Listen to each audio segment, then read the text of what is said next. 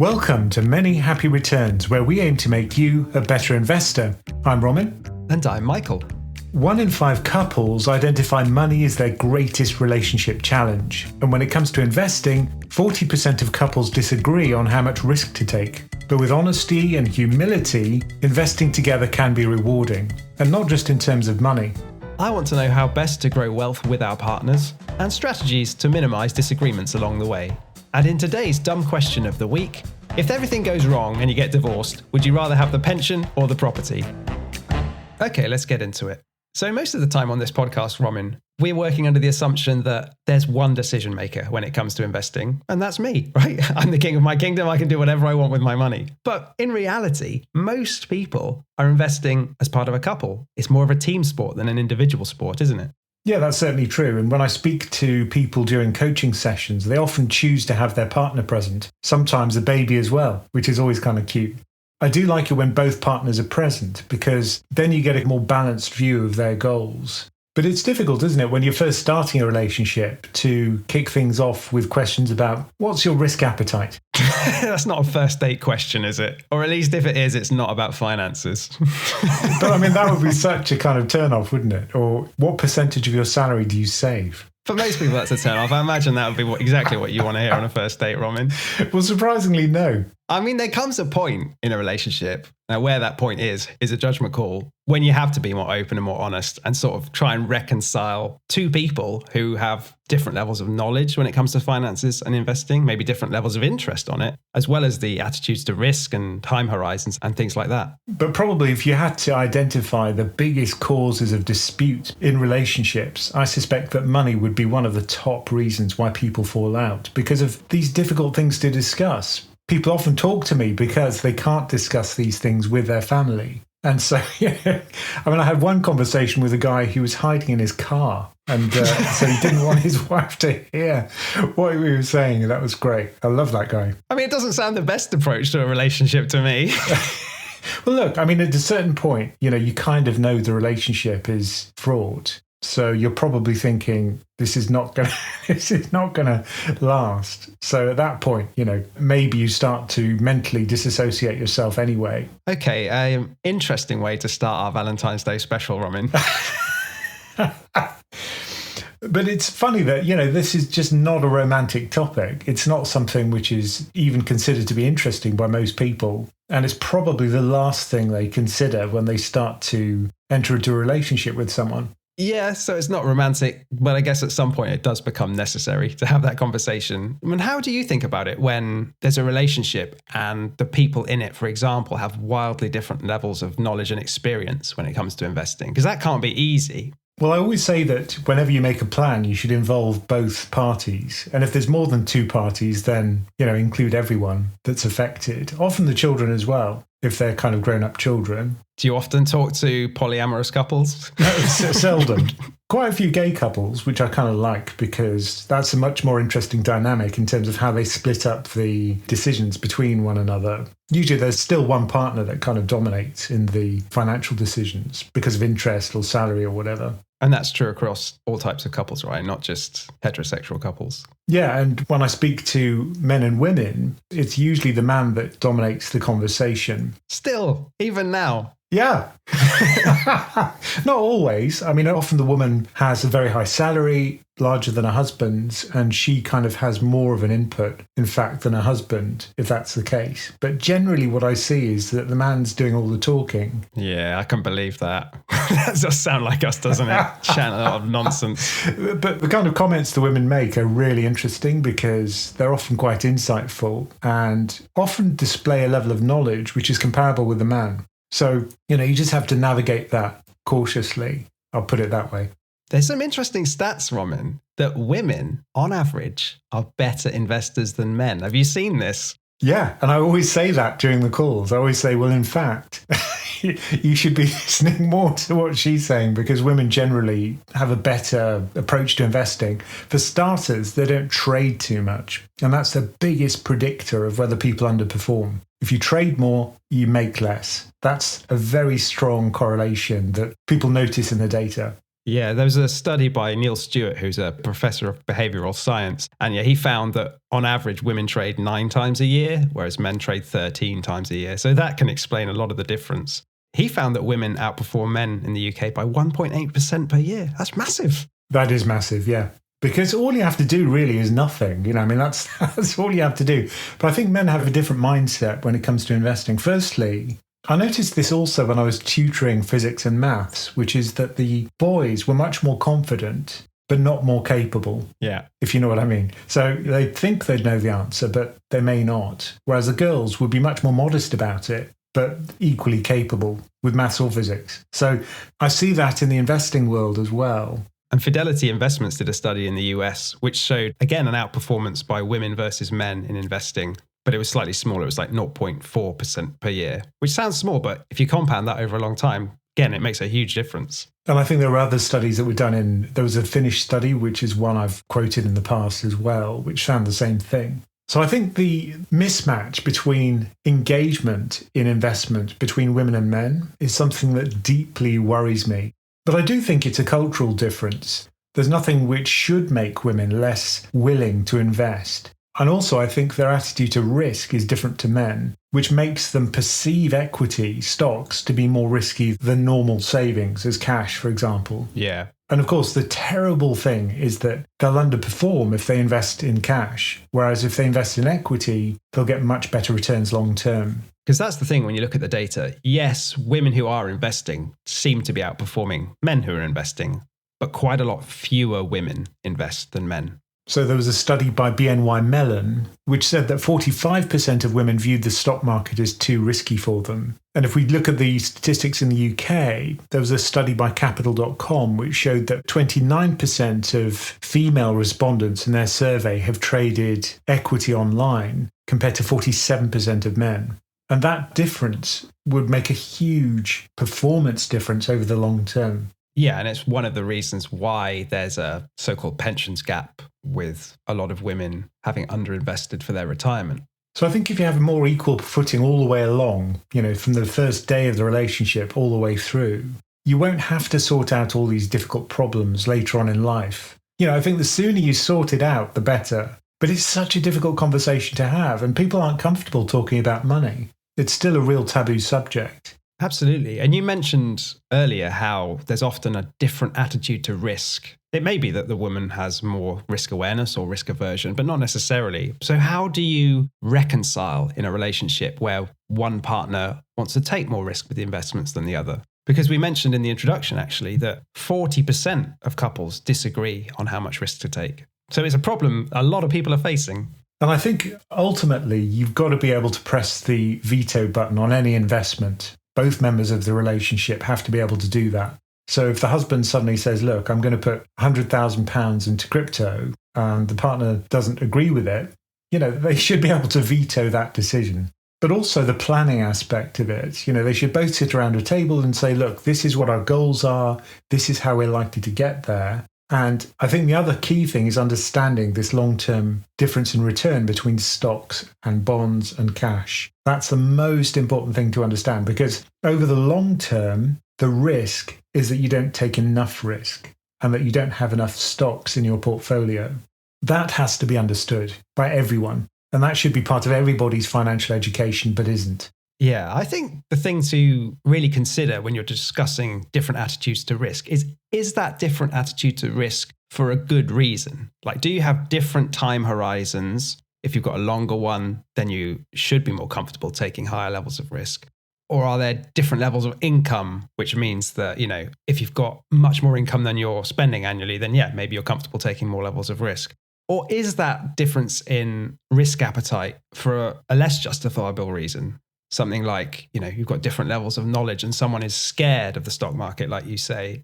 Because if it's for a good reason, then yeah, you can have maybe separate investment pots and tailor it to your individual needs. But if it's for a bad reason, then maybe you need to talk it through and come to some sort of compromise. Yeah, if it's short-term investments, then fine. Have much more cautious portfolios. That makes absolute sense. But if it is long-term stuff, which it often is when we're in these discussions, then you've got to understand that difference between stocks and cash. Because I think a lot of the financial reporting is around things which are exciting, right? When markets crash. But the only time you hear about investment is when it goes wrong. You never hear about, oh, stocks are now up 10,000% compared to where they were.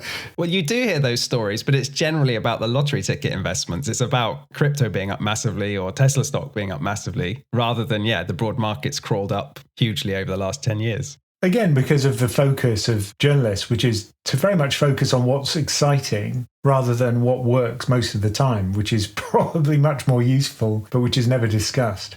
Now, I wanted to pick up on something you said a little bit earlier, which was that everyone should have a veto in a relationship.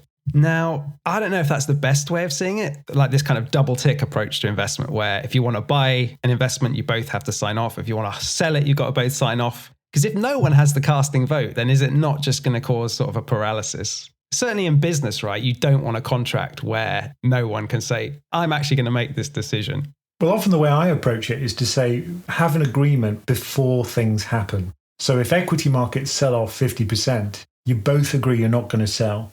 That's really important. And it's important to have that decision made before it happens and to have it written down, because otherwise you can kind of panic. And if one partner is more risk averse, then they're more likely to bail out and say, look, we've just lost a huge amount of money. Let's quickly sell this before we lose even more. Yeah. Whereas, of course, the best thing is to run into the burning building because that's what gives you the best returns. So I think having that understanding before it happens, writing it down is very important. And to understand that it will happen because, that's just part and parcel of investing. Yeah, you need to invest with a plan, especially when you're doing it with someone else, right? Because of these scenarios, you're going to experience market crashes. And I think the key is you have to both sign up for that decision and take equal responsibility. It's not like when the market crashes, one can go, I told you so. I told you we shouldn't have been investing. It's like in government, right? They have collective cabinet responsibility. Like they all have to own the decisions of the government. And this is exactly the same. I think both people have skin in the game, so they should have responsibility in making the decision. But just make it before things go wrong or before things go right. Because another problem is that if equity surges upwards, there's a tendency to say, oh, look, it can't go up anymore. We should just sell it now. But of course, that's another mistake to make. Yeah, and it's interesting, isn't it, how different couples approach their finances in a broad sense. So some people just combine everything, don't they? Maybe when they get married or are suitably serious about the relationship. Whereas other people do keep almost fully separate accounts, right? Yeah, I can see arguments for both. I think if there is a huge difference in their risk appetite, then maybe that's the best solution. No two couples will be the same. You've just got to find something amicable which works for everybody. Yeah, I think there are some downsides to keeping everything separate. Certainly when it comes to efficiency of investing, I think it would make sense to look at your marital portfolio in the round, right? Otherwise, you might both be holding too much cash balance, right? For example. Yeah. And also with tax, right? If you're treating everything fully separate, it can be inefficient because you might not be maximizing, your capital gains tax allowances, right? Yeah. For example, the ISAs, you both have an ISA allowance in the UK. And in the US, the Roth IRA, I guess, is similar. So I think, if you do have the ability to maximize that, it would be crazy not to take advantage of it.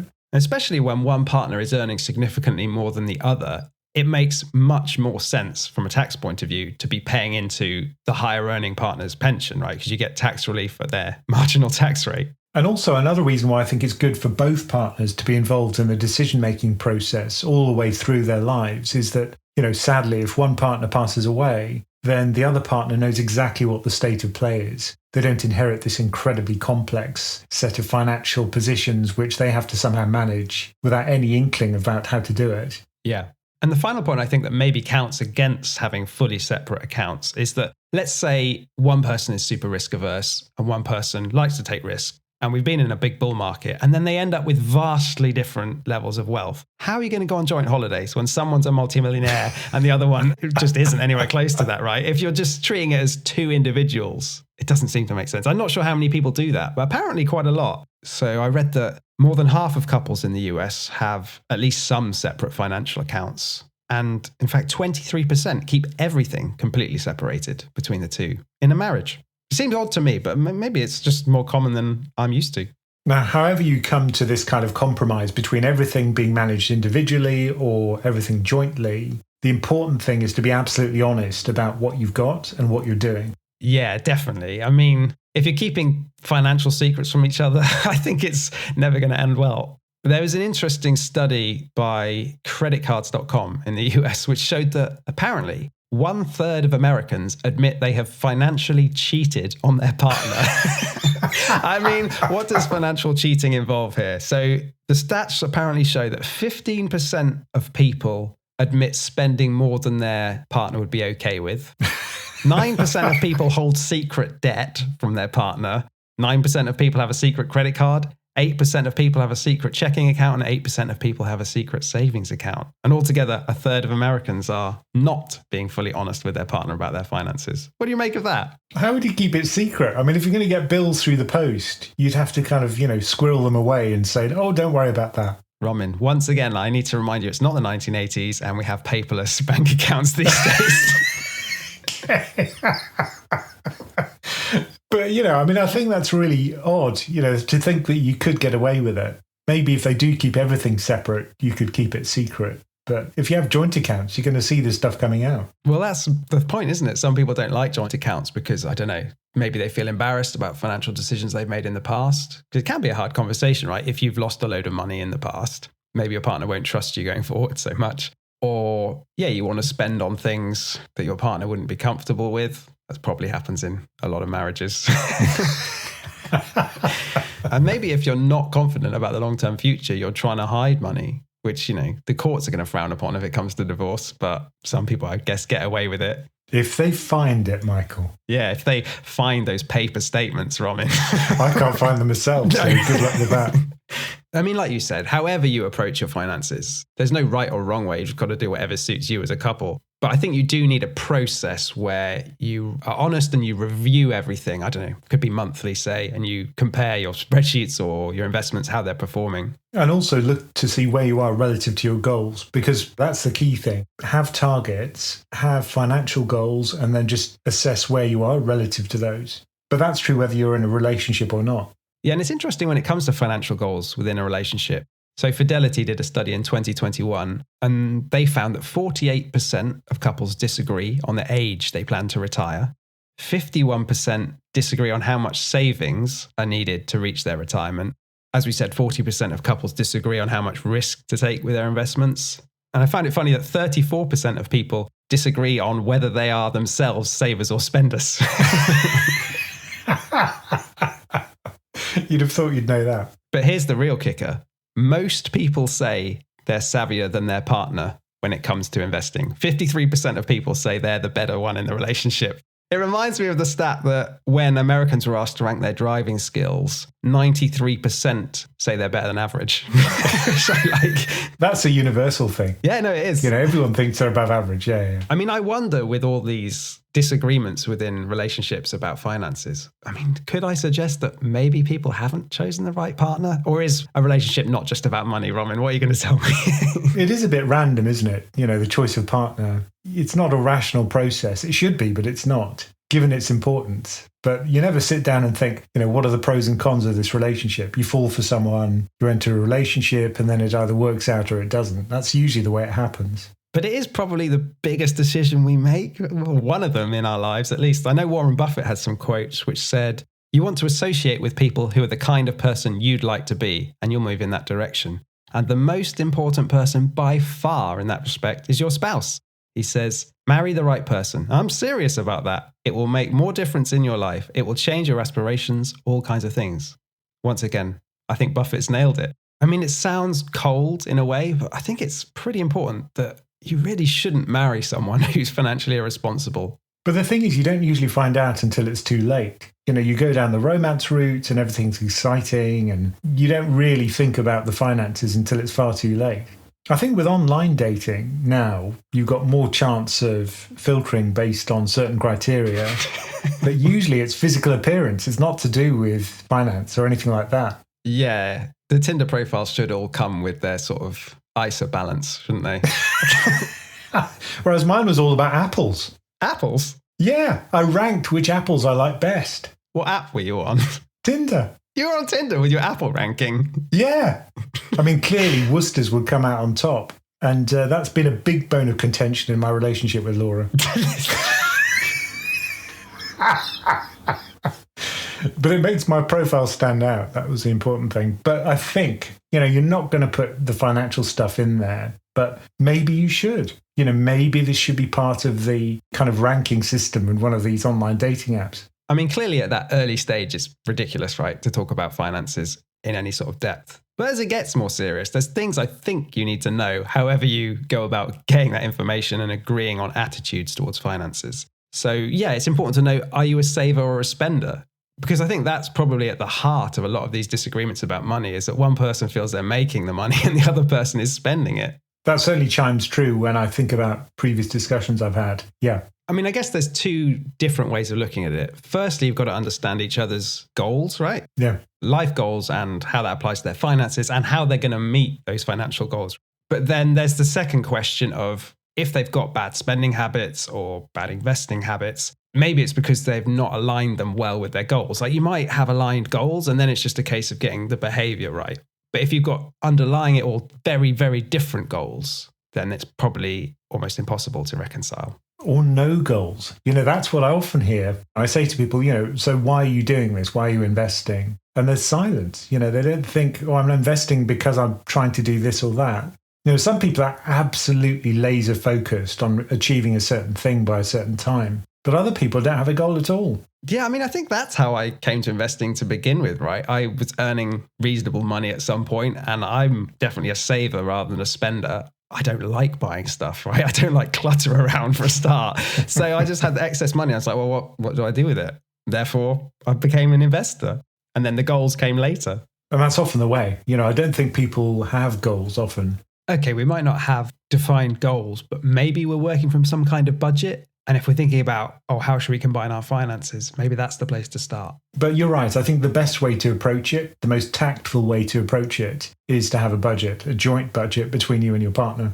Oh, yeah, definitely. And before you start combining accounts, ideally. The other thing is, I think there are some financial principles it's good to understand. Like, if you have an emergency fund, which I hope most people do, it's good to agree with your partner, what constitutes an emergency, right, to spend from this fund. Yeah, we've just had a roof leak. That was an emergency. I mean, most people would see a roof leak as an emergency, but I don't know. What's a more debatable one? My football team's got to the Champions League final. I need to buy tickets. It's an emergency. Not an emergency. No. But there's some things that are debatable. I don't know. My sister has run up a big credit card bill and needs someone to bail her out or she's going to go bankrupt. Does that count as an emergency for your finances? Yes, that's much more of a questionable one, isn't it? And I can see the arguments from both sides of things. So how do you feel about loaning money to family members or close friends? Now, I know it's not directly related to investing, but I guess similar things do come up in investing where you have different opinions on what to do with the money. Yeah, maybe one way to approach it is to say, if you're going to invest a certain pot of money, what would you invest in? And then just compare portfolios, just see what they do, what you do, and see how different they are. And then look at the reasons behind that. Maybe there's a difference in understanding of long-term return or what risk is. Maybe that's a good way to tease out the differences. I mean, we often talk about the core portfolio and the fund portfolio idea, right? Like maybe you've got 90% in your core portfolio for your long-term retirement and goals, and 10% in your fund portfolio, primarily to keep your hands off the core, but also, to make some sort of tactical bets if you are that way inclined. So maybe the idea in a relationship could be the core portfolio is jointly agreed, jointly owned, and we're investing for our future together. And then if we desire, we've got separate fund portfolios, right? Where you don't need the double tick approach and you can, have disagreements on whether Tesla's a good investment, for example. So it's kind of like planned unfaithfulness. Yeah, would that not be a way of doing it? Yeah, I suppose that would work. And then at least you have a little bit of authority over, the pot of money that you control, which probably is good as well because it makes you feel like you're in control. Yeah, and if you make really bad decisions and blow your fund portfolio, then, you have to sacrifice some of your discretionary spending. Yeah. You're not going to the Champions League final. I mean, I guess we've talked a lot about the challenges of investing when in a relationship. But I think if we step back at the end of the day, it's probably better from a financial point of view to be in a relationship. People talk about the singles penalty, don't they? Which is simply the fact that the cost of living's higher if you have two sets of bills than one. On average, I think in the UK, the spending on monthly bills is around just short of £1,900 a month compared to £990 if you live with a partner. So that's a big difference. Yeah, so if you're single, you seem to be spending £860 more a month on bills, which makes sense. You probably got a one-bedroom flat to yourself rather than sharing it, for instance. Oh, I can mention another science fiction book here. One day we're going to have an episode without a science fiction mention, but today is not the day, Roman. What is it? So I'm a big fan of Robert Heinlein's books, and one of the concepts he discusses is a line marriage, where instead of just having a couple, you've got an entire family, a group of people that live together, almost in a kind of mini commune. Like a tribe. Like a tribe, yeah. And they share money. That's the primary goal. Because what his point is that marriage itself is just a way that society's created to legally join assets together. So he says, well, why just do it in twos? Why not do it in larger groups? So you kind of share the parental responsibility. If one person gets ill, the rest of the family looks after them. And, certainly coming from a Persian background, my great-grandfather had more than one wife. And it was often the case in Iran at that time, a long time ago. And the women would share the responsibility of the childcare, for example. I mean, people balk at the idea now, but I just think that, maybe we need to think about that kind of arrangement. Maybe society should be a little bit more flexible when it comes to having these joint relationships than simply man and woman, man and man, woman and woman. All the bases covered there. Or maybe we should have more than two people in the kind of financial unit. I didn't expect to end the Valentine's Day episode with an argument for polyamory, but here we go. That's what we're doing. Well, kind of legal polyamory, so that there'd be some kind of financial and legal support for that structure. But at the moment, there isn't. I just think that people should have a little bit more flexibility when they think about these financial relationships and the groupings. Why just two? I really didn't expect to end the episode on that. I mean, you could take that out. No, it's quite funny. I think people will find that funny because it's mental.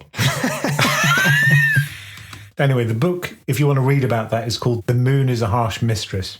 Well, let's wrap it up, Roman, by going back to... Sanity. Okay. Sanity. Going back to like a one-on-one relationship, how most of us are probably living. And I do think it's actually better financially to be in a couple often than it is to be going through life alone. I think that's almost certainly true. And it's also less lonely. It's nice to have a friend and someone you can discuss things with. Investment's very lonely otherwise. You would think that, two heads are better than one, right? And you can ideally, if you're in a supportive relationship, question each other's decisions in a constructive way, point out flaws in the plan and, pool risk between two people.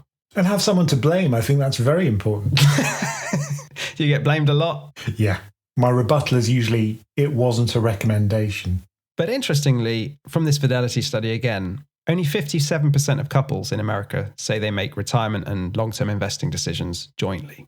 So there are still quite a lot of people in a relationship who are doing this primarily on their own. Which is sad, because I think it is quite a lonely process. It's much nicer to do investment with a friend. So if you are finding yourself investing on your own, or you want a little bit of support from a community, that's what we offer at PensionCraft. If you want to learn more about that, just go to PensionCraft.com. Okay, today's dumb question of the week is, when it comes to divorce, would you rather keep the pension or the property? I imagine it's a big question facing a lot of people. I mean, I can certainly speak from my own experience here, and it was basically done on who wanted what. So we just discussed it and came up with an agreement that we were both happy with. So we had a third party, this guy who sat with us and just went through all of our assets, and we kind of wrote them down on a big whiteboard, and then we just decided on how to split it absolutely fairly. I mean, it's great if you can do that, right? Because you avoid all the courts and the lawyers' costs. But not everyone is going to be in an amicable position, are they? We didn't manage to avoid lawyers' costs. It's funny because we were both swapping emails saying how much our lawyers were charging us. Yeah. So our relationship was that good that we could do that.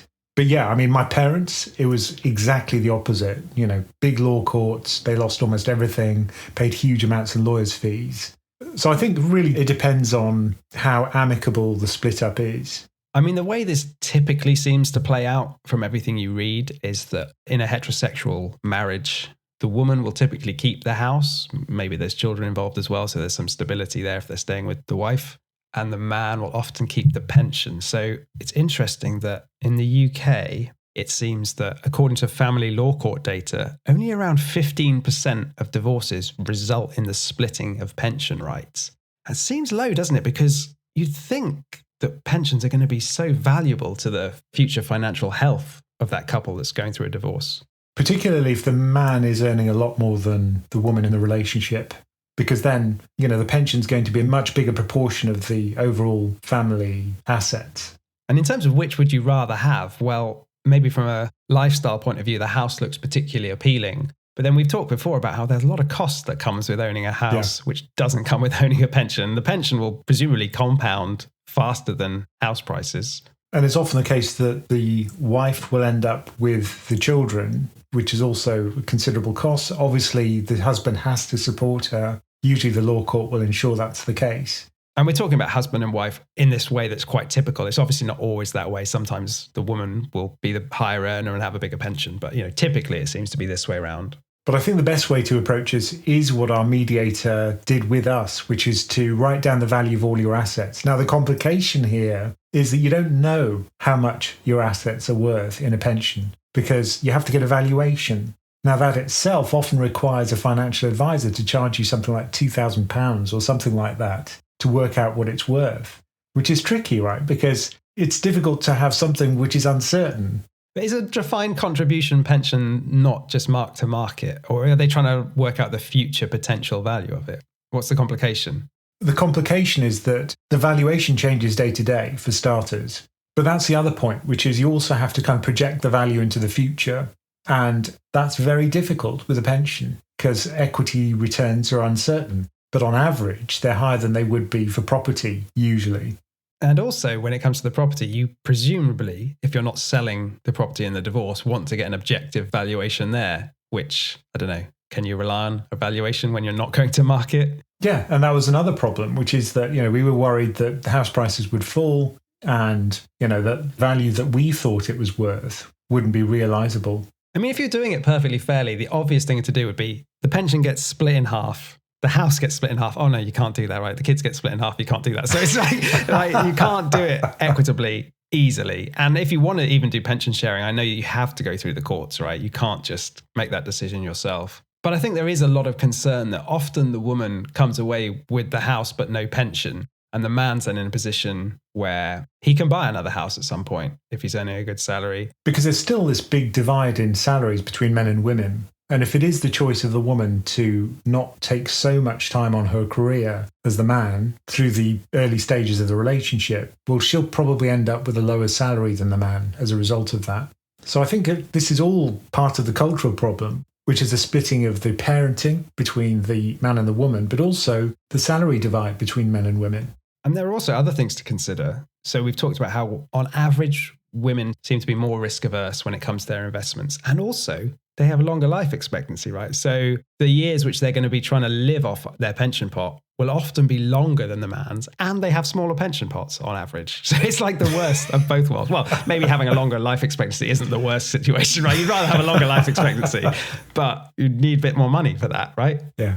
I mean, I guess none of us really want to think about the fact that our relationship could all go wrong and end in divorce. But 40% do. Yeah, like 42%, right? So it is worth thinking about, maybe ahead of time, even when everything's in a really good position, or is that just tempting fate? Yeah, that's a very difficult conversation to have.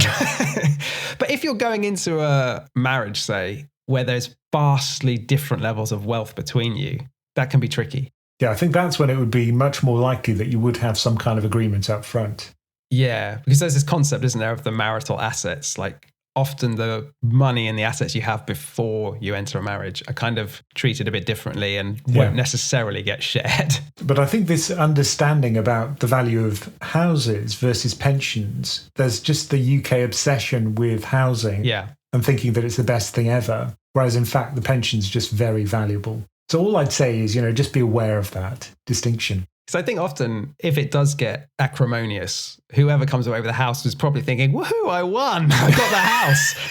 Maybe not, right, in the long term. Maybe not, yeah. Thank you for joining us for Many Happy Returns. Do send us your questions, no matter how dumb, at the email address mhr@pensioncraft.com.